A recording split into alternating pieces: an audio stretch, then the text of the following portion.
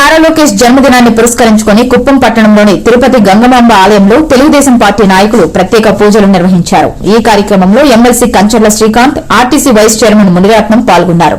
ఈ సందర్భంగా వారు మాట్లాడుతూ మంత్రి నారా లోకేష్ 100 పాటు సంతోషంగా ఉండాలని ఆకాంక్షించారు.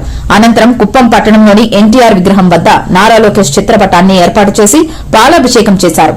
అనంతరం MLC Kancharla Srikanth cake cut చేసి పంచిపెట్టారు. కుప్పం తెలుగుదేశం పార్టీ కార్యాలయంలో రక్తదాన శిబిరాన్ని ఏర్పాటు చేశారు.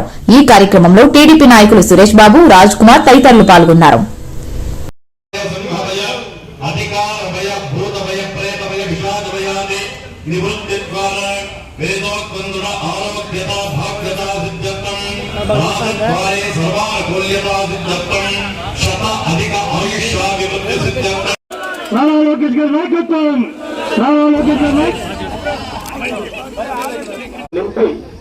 నేనున్నాను మీకు అండగా.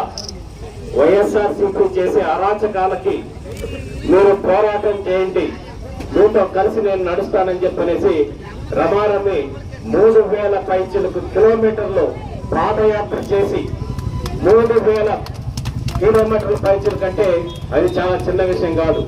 ఎన్నో ఇబ్బందులు పెట్టారు. ఇక్కడ కుప్పం నుంచి ఆ పాదయాత్ర ప్రారంభమైంది, అందరికీ తెలుసు. చిత్తూరు జిల్లా దాటే వరకు ఎన్ని రకాల ఇబ్బందులు పెట్టారో మనం చూసాం.